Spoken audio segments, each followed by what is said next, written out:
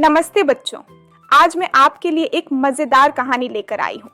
लेकिन कहानी शुरू करने से पहले मैं आपसे एक मजेदार पहेली पूछना चाहती हूँ। तैयार हो? Yes! अच्छा, ध्यान से सुनो। सर पर बैठूं मगर हूँ हल्का, धूप से बचाऊं काम में हूँ पक्का। रंग बिरंगा मेरा रूप, बच्चे बड़े पहने खूब। कभी हूँ सीधी कभी तिरछी, बताओ तो मैं कौन? अरे अरे, कोई जल्दी मत करो, लगता है अभी तक सही जवाब नहीं मिला।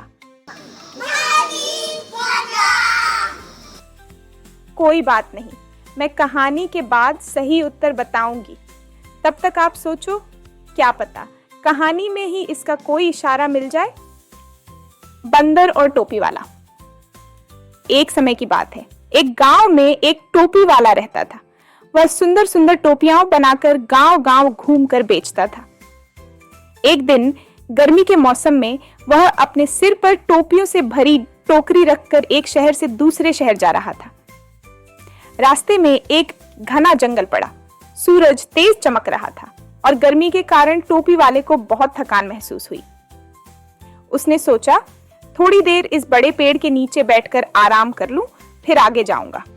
यह सोचकर उसने टोकरी नीचे रखी और ठंडी छाया में आराम करने लगा। ठंडी हवा चल रही थी और कुछ ही देर में टोपी वाला गहरी नींद में सो गया। उस जंगल में बहुत सारे शरारती बंदर रहते थे। जब उन्होंने पेड़ के नीचे टोपी वाले को सोते हुए देखा तो उन्हें बहुत आश्चर्य हुआ। उन्होंने टोपी वाले की टोकरी देखी और उसे खोलकर अंदर झांका। रंग बिरंगी टोपियां देखकर बंदरों को बहुत मजा आया। वे चुपके से नीचे उतरे और हर एक बंदर ने एक एक टोपी उठाकर अपने सिर पर पहन ली। कुछ देर बाद जब टोपी वाला उठा और उसने अपनी टोकरी देखी तो वह हैरान रह गया। सारी टोपियां गायब थीं। उसने इधर उधर देखा लेकिन टोपियां कहीं नहीं मिली। फिर उसने ऊपर देखा तो पाया कि सभी बंदर टोपियां पहनकर पेड़ की डालियों पर बैठकर मजे कर रहे थे। टोपी वाले ने उनसे टोपियां वापस मांगी। अरे भाई, मेरी टोपियां वापस कर दो, यह मेरी रोजी रोटी का जरिया है। लेकिन बंदरों ने उसकी बात नहीं सुनी। वे उछल कूद करने लगे और चिढ़ाने लगे। अब टोपी वाला बहुत परेशान हो गया। वह सोचने लगा कि अपनी टोपियां वापस कैसे पाए। तभी उसे एक उपाय सूझा। उसने देखा कि बंदर उसकी नकल कर रहे हैं, तो उसने अपनी टोपी उतारी और जमीन पर जोर से फेंक दी।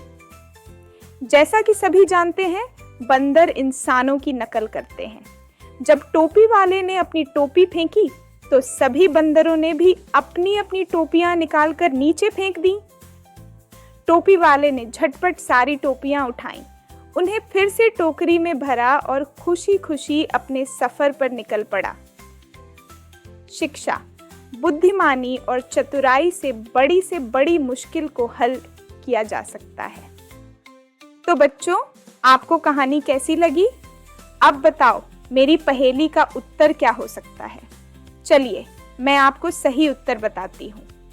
इसका उत्तर है टोपी। तो बच्चों, अगली बार मैं फिर एक मजेदार पहेली और नई कहानी लेकर आऊंगी। तब तक के लिए खुश रहो, मुस्कुराते रहो।